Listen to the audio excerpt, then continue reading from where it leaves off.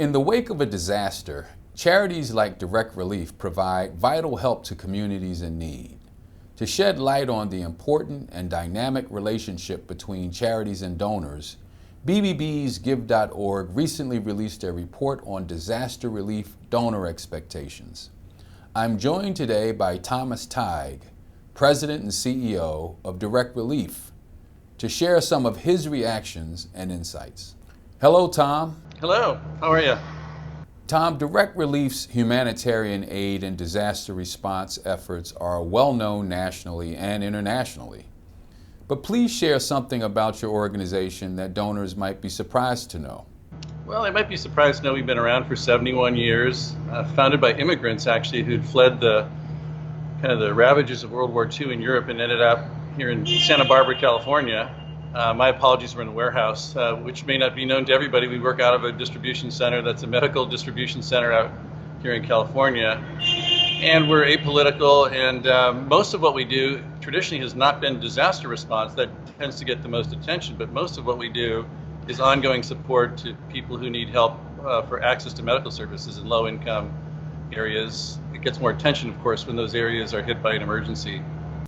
We asked more than 2,100 potential donors how they feel about disaster-related appeals and found that only 24% of respondents say appeals are very clear about what disaster response activities a charity will carry out.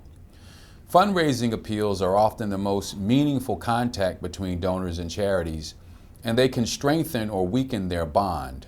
Can you share some lessons you've learned in communicating with the donating public about how their contributions will be used? I think the most important thing is really to just communicate what you're doing, what you believe in, what the situation is. I think Direct Relief tends not to focus in emergencies in particular when there are emotional times, there's high visibility, not to make it the communication about the fundraising component. I think that's often ill-advised. Yeah, I think the important thing in when there's an unfolding emergency is to talk about what the organization is doing, what they know, what their plans are.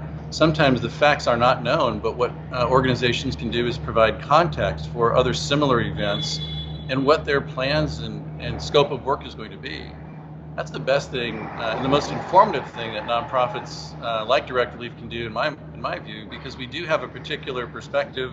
We often have, Direct Relief's case, have partner organizations that are telling us what is going on, and we share that. That's our lens onto the situation.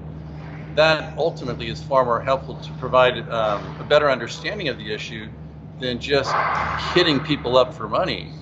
They kind of know, and there's a general tendency of people who want to respond, but they don't want to be exploited, and they don't want to have their emotions manipulated by nonprofits. So the best thing you can do is just to focus on what, in our case, Direct Relief is doing, what we know, what our plans are, what we think is likely to happen, even though it's all prospective during an emergency, and provide insight and perspective and information that the general public may not have.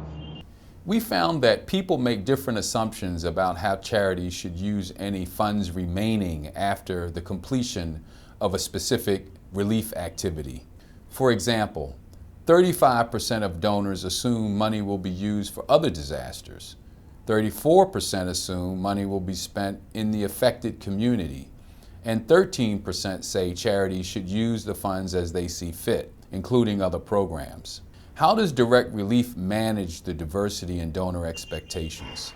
Well, in Direct Relief's case, I think we take a firm view on a restricted donation is a restricted donation. And I think the bedrock principle is to honor the donor's intention. So in an emergency, if we receive funds for the Hurricane Maria in Puerto Rico or Hurricane Harvey in Texas, it's not up to us to determine that the work is completed. In a sense, people are giving us money for the benefit of a specifically defined group of people.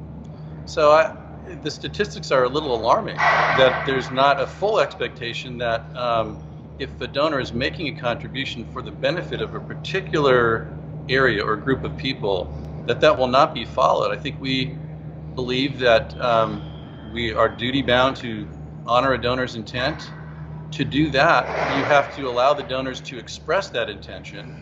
And so if we receive a contribution for a particular event or a particular place, that restriction remains until the money is spent. Well, I want to thank you for sharing your insights with us, and I wish you all the success doing the work you do to help so many other people around this country and the world. Thank you, and I really appreciate the opportunity to speak with you, Art. To learn more about the Give.org Disaster Relief Donor Expectations Report, please visit give.org.